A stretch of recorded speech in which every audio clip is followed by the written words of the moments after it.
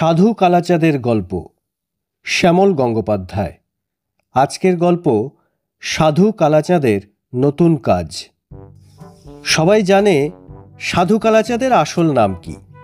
Role 11, class 7। Jubilee স্কুলের টানা বারান্দার দক্ষিণের শেষ ঘরটায় বাঁদিকের 4th বেঞ্চের কোণে চাকু দিয়ে নিজেই নিজের নাম লিখেছে কালাচাঁদ প্রামাণিক। কিন্তু সে নামে কেউ আর ডাকে না আজকাল। কি করে যে এ নামটা তার চাউর হয়ে গেল তা আজ আর জানার কোনো উপায় নেই। সে অনেকদিন আগেকার কথা। তখন কালাচাঁদ প্রামাণিক এত উঁচু ক্লাসে পড়তো না, 3-4 হবে। সেই সময়েই এই নামটা তার চারিদিকে ছড়িয়ে পড়ে। শোনা যায় কালাচাঁদের মায়ের দেওয়া এই নাম। তিনি ইচ্ছে করে দেননি। তার একটা কথায় কালাচাঁদের প্রামাণিক খসে গিয়ে নামের আগে সাধু বসে যায়। পাশের বাড়ির জ্ঞানেন্দ্রদের পায়রা সন্ধ্যের অন্ধকারে বাসা থেকে খপ করে ধরে নিয়ে গিয়ে কালাচাঁদ স্কুল হোস্টেলের ঠাকুরদের সঙ্গে ফিস্টি করেছিল। তখন জ্ঞানেন্দ্রর মা সাপসাপান্ত করতে থাকলে কালাচাঁদের মা বলেছিলেন, কালাচাঁদ আমার সাধু প্রকৃতির ছেলে, কিছু করে ফেললে তার চেপে রাখতে পারে না, দুঘা মারলেই সব গল গল করে বলে দেয়। তবে কিনা তখনই আবার একটা নতুন কাজ করে বসে। সে কাজও অবশ্যই লুকিয়ে রাখতে জানে না, বলে দেবেই দেবে। আগের জন্মে কোনো মহাপুরুষ ছিল, কখনো মিথ্যে কথা বলে না। সে কথা পরদিন ক্লাসে ঢুকেই জ্ঞানেন্দ্র সবাইকে ডেকে বলে দিয়েছিল, একদম কালাচাঁদের মায়ের ভঙ্গিতে। শেষে বলেছিল, নির্ঘাত মহাপুরুষ, নয়তো অন্ধকারে ঘাপটি মেরে বসে থেকে একটা একটা করে 3-3টে পায়রা কি করে নিয়ে গেল আমরা কেউ টেরই পেলাম না। সেই থেকে ওর নাম সাধু কালাচাঁদ। ভূগোল স্যার, অঙ্ক স্যার অবধি সাধু কালাচাঁদ বলেই ডাকেন।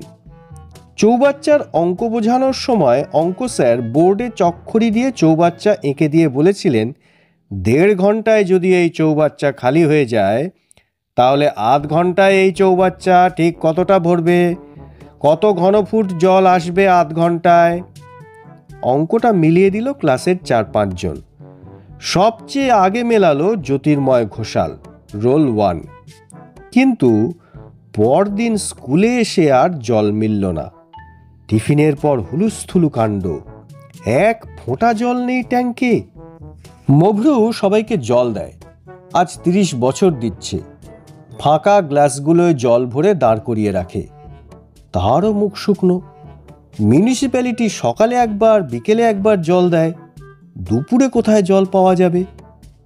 তখন অঙ্ক স্যার লোহার মই বেয়ে ওপরে উঠে গেলেন, ট্যাঙ্কের মুখ খুলে ভেতরে উঁকি দিলেন, তারপর চাতালের ওপর ঘোরাঘুরি করলেন।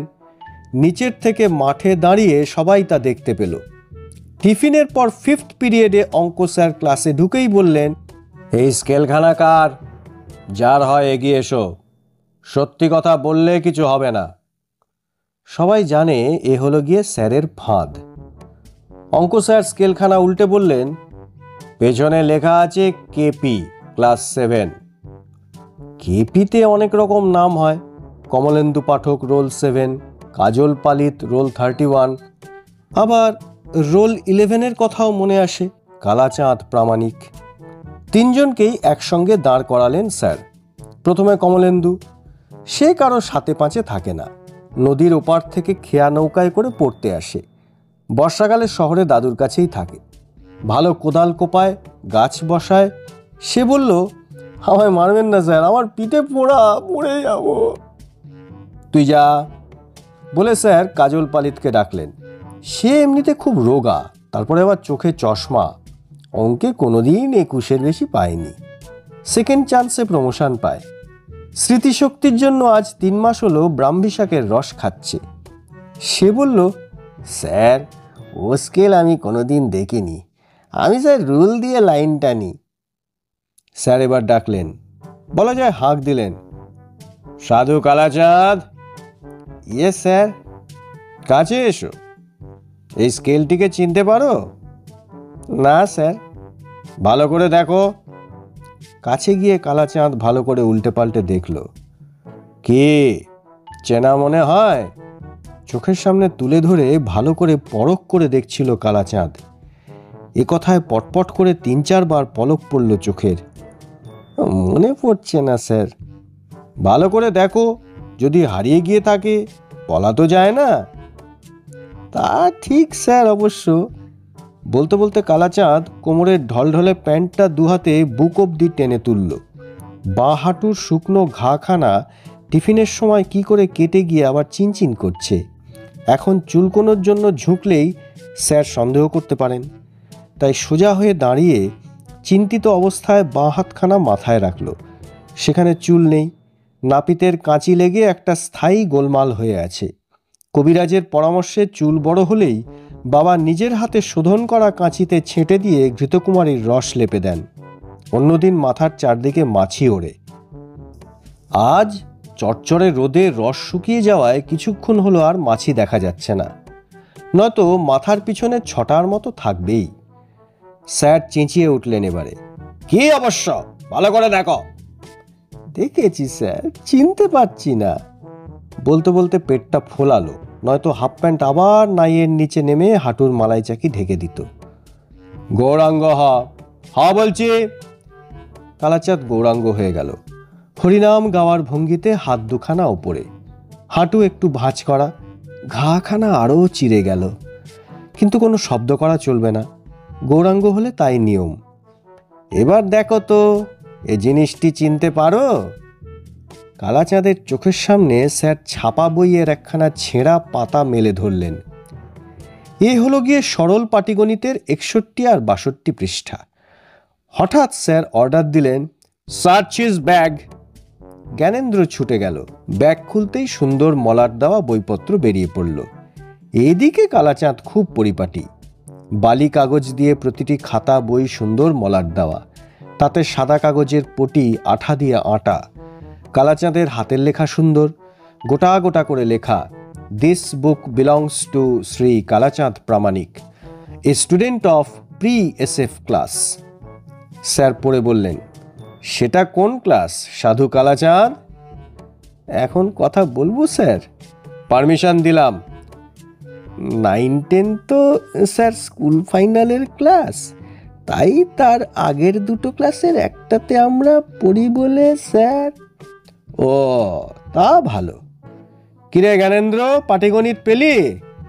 এই তো স্যার। দেখ তো 61 পাতা আছে কি না।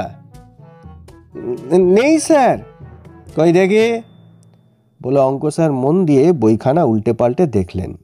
তারপর বই বন্ধ করে ভালো করে তাকালেন। কে গৌরাঙ্গ, প্রি SF ক্লাসের স্টুডেন্ট? স্কেল নিয়ে জলের ট্যাঙ্কে উঠেছিলে? তা বইয়ের পাতা সঙ্গে কেন? এখন কথা বলবো স্যার? পারমিশন দিলাম। বলেই স্যার স্কেল দিয়ে কালাচাঁদের হাঁটুতে সাঁই করে এক ঘা কষালেন। গৌরাঙ্গ অবস্থায় কালাচাঁদ নির্বিকার চোখে বলল, ওখানে মারবেন না স্যার। কেন সাধু? একখানা ঘা আছে স্যার, কাঁচা ঘা, পিঠে মারুন। ওখানে আবার কিছু নেই তো? না স্যার, পরিষ্কার পিঠ। তা এবার সব বলে ফেলো তো সাধু কালাচাঁদ। সোজা হয়ে দাঁড়িয়ে বলবো স্যার? না, যেমন আছো থাকো। অঙ্ক স্যার এখানে নেমে এসে স্কেলখানা দিয়ে কালাচাঁদের পিঠে পরপর 3টে ঘা দিলেন। আপনি বলেছিলেন স্যার 8 ঘন্টায় কতটা জল ভরবে, তাই দেখতে গিয়েছিলাম। জলের ট্যাঙ্কটাও তো একটা চৌবাচ্চা না স্যার? অঙ্ক স্যার এখানে থতমত খেয়ে দাঁড়িয়ে পড়লেন। তাই বলে পাটিগণিতের পাতা ছেড়ে স্কেল হাতে জলের ট্যাঙ্কের ছাদে কখন উঠেছিলি? সন্ধ্যের পর স্যার, আকাশে চাঁদ ছিল। তা তো থাকবেই। তারপর? অন্ধকার, কিছু তো দেখা যায় না স্যার। তারপরে একা, সঙ্গে কাউকে পেলাম না। প্রথমে ছেঁড়া পাতাটা পরে এগোচ্ছিলাম। মবরু বাজারে যেতেই ট্যাঙ্কের নিচের কল ছেড়ে দিলাম। 5 মিনিটে সব জল বেরিয়ে গেল। উপরের কল খুলে দিলাম, কিন্তু কোথায় জল? এমনি ফুট, ঘন ফুট, কিছুই চোখে দেখলাম না। তখন ভয় পেয়ে গেলাম স্যার, তাতেই গন্ডগোল হয়ে গেল সব। তখন অন্ধকারে পাটিগণিতের পাতা পড়তে পারছি না, মুভরুও বাজার থেকে ফিরে আসছিল, তাই তাড়াতাড়ি নেমে এলাম। ওই তো মুশকিল, নিচের কলটার মুখ তো বন্ধ করে তবে নেমে আসবি। তাই তো করা হলো না স্যার, হাতে কলমে অঙ্কটা শিখতে গিয়েই তো স্কুল শুদ্ধ হুলুস্থুল বাঁধালি আজ। নে হাত পাত, তোর নিজের স্কেল, ভালোই লাগবে, কি বলিস? হাজারো নিজের জিনিস তো স্যার, ভাঙবেন না কিন্তু। অঙ্ক স্যার থমকে গিয়ে বললেন, কেন? স্যার পাতলা কাঠের জিনিস তো, ভেঙে গেলে জোড়া যায় না আর। তাই বুঝি? স্যারের কথাও শেষ হলো, আর সঙ্গে সঙ্গে তিনি কালাচাঁদের ওপর ঝাঁপিয়ে পড়লেন। কালাচাঁদ একটুও কাবু না হয়ে গৌরাঙ্গ অবস্থায় সিধে হয়ে থাকবার চেষ্টা করে যেতে লাগলো। শুধু একবার বলল, তাই বলে নিজের মতো করে স্যার অঙ্কটা শেখার চেষ্টা করব না স্যার। স্যার তখনও মারছিলেন। থেমে বললেন, সারা স্কুলকে পিপাসায় রেখে অঙ্ক শেখা, একদম হাতে কলমে? এবারে আর কালাচাঁদ কোনো জবাব দিল না। তখন তার উপরে কিল চর এসে পড়ছিল। স্কেলটা ভেঙে গেছে অনেকক্ষণ। পেট ফুলিয়ে ঢলঢলে হাফ প্যান্টটা প্রায় বুকের ওপর তুলে ফেলেছে।